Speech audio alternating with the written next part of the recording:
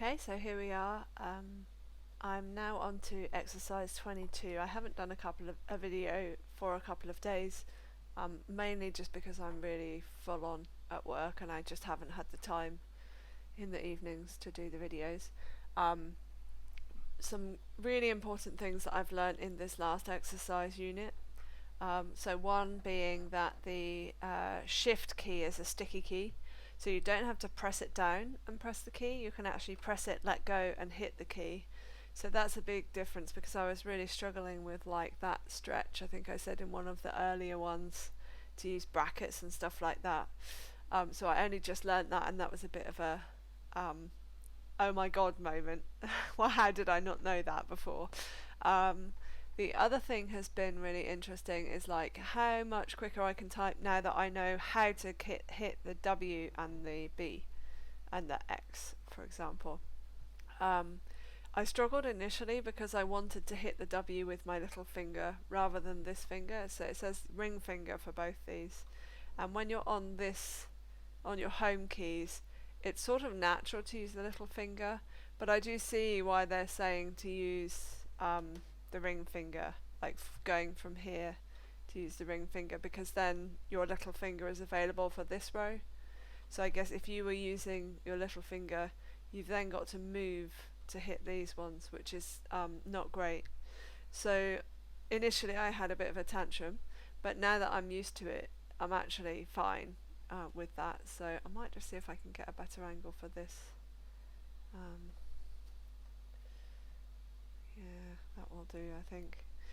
So yeah, it took me a while to like learn the movement pattern. I'm still not quite there, so I've only just been learning that today, particularly for W. And I think the reason why I struggle with the W is because you can't see it, because it's underneath your hand. It's here. So like with the Z, X and the B, I can see them, so I have a visual point of reference where my hand's going. But with the W, you've got to do it all by feel. So you've got to feel what that movement is. And initially I found that quite difficult. I kept hitting K, I kept moving down to the plus equals sign. So yeah, I feel like I'm getting much faster, so I've been typing today, doing some practice, and simple words are definitely much quicker, but I still have the habit of not using the touch typing when I'm actually working. So I'm definitely using a lot more of the Mac voice dictation, which you can use in all of your applications, which has been a huge help, particularly in Slack. That's where I was really struggling, not being able to respond quickly enough to messages. And I'm using Google Docs Translate as well, which has been really helpful. Not Translate, sorry, Google Docs voice typing, which has been really helpful.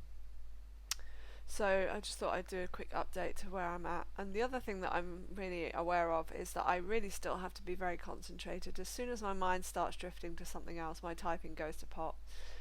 So I really have to focus on what I'm typing and not let my mind drift, which I've realised that it often does when I'm typing because it's so second nature. So hopefully that's helpful tips for people who might be learning.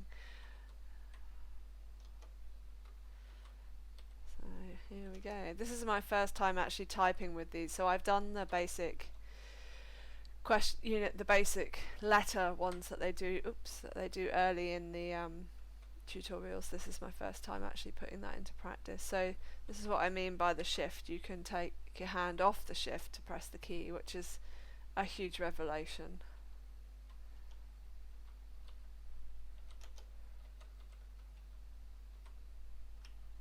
Wrong one. And I'm used to hitting the comma, so I'm still not quite used to let's bring that back a bit. I'm still not quite used to reaching up to hit the shift, so I still keep making a few mistakes with that. So practice will make perfect, hopefully.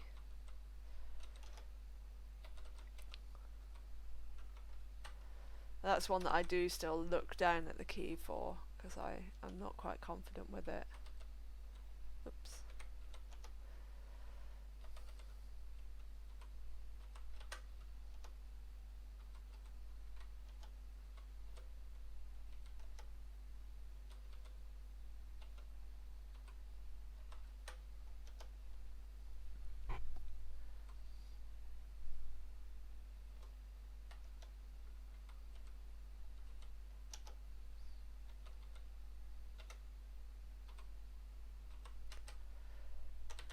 So yeah, not too bad. I mean, I am still struggling with the new keys, but they are very new. Like I only learnt them this morning, so it takes time. Um, takes time to kind of remember where they are and how far your fingers have to move to hit them.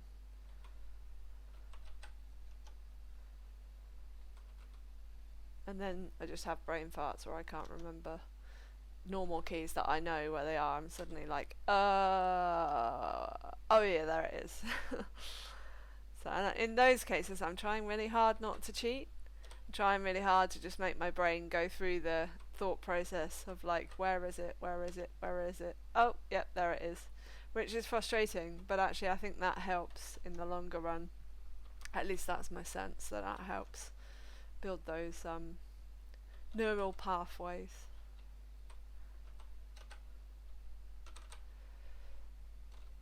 Oops. So it does say in here that you should, anytime you make an error, you should repeat the line. If I did that, I would be repeating the line endlessly. So I do more than it recommends, because it does say repeat it 3 times. So I do them 5 times, but I don't make myself repeat if I make a single error, because I'm a perfectionist and I think that would just drive me crazy. So, and I would never make any progress. I probably would still be on exercise 10 or something. And yeah, as I said, I need to move fast because I need to be able to type effectively. Oops. One thing I've noticed as well is that when you're learning like this, so I very often just read a passage and I don't in my mind vocalize the punctuation, but when you're learning like this you have to, because otherwise you forget to do the commas and the question marks. So that was something I learned quite quickly, was like I have to vocalize in my head when there is a question mark or something like that, which does slow me down, but it does mean that I'm actually typing what's on the screen. So, oops, there we go, there's a misfire.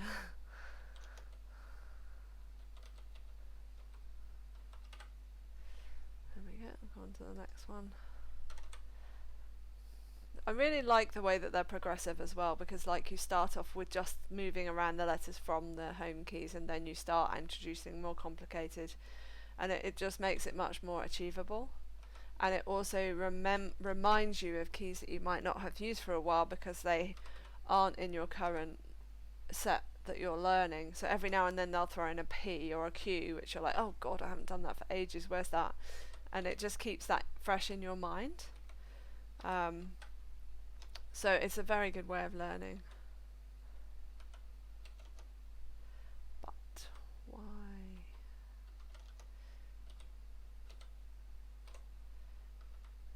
Although my partner did say, why do they make you write such random stuff? And I guess it's just so that you're not focused on what it's saying, but you're just typing.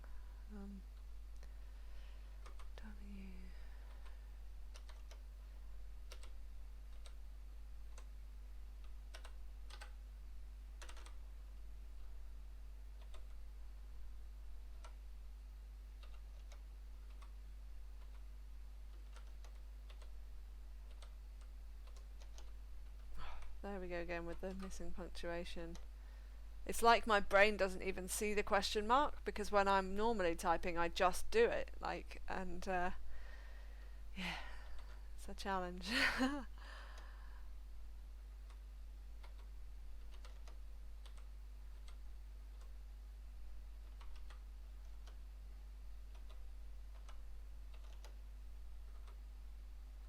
Oops.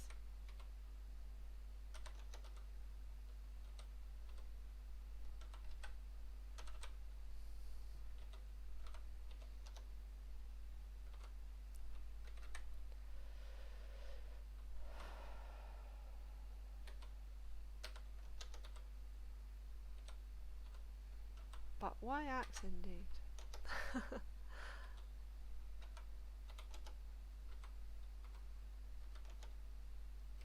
Oh.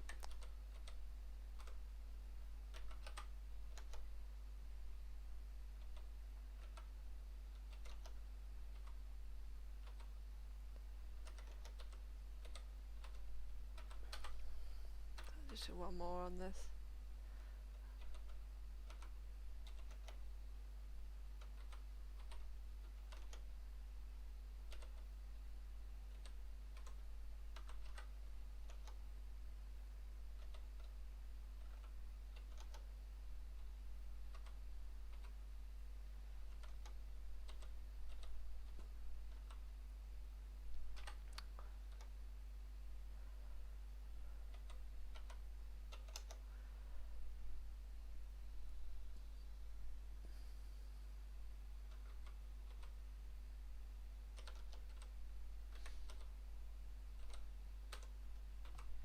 So there we go.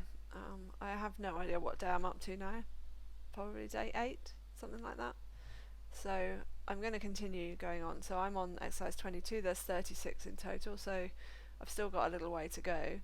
And I'm going to continue doing this as often as I can. See how I get on. And I may do a typing test at the end of the weekend just to see what my typing speed is like. So I don't feel like I need to do it every single day because it'd be a bit pointless, but I'm quite interested to see whether my typing speed has changed or not.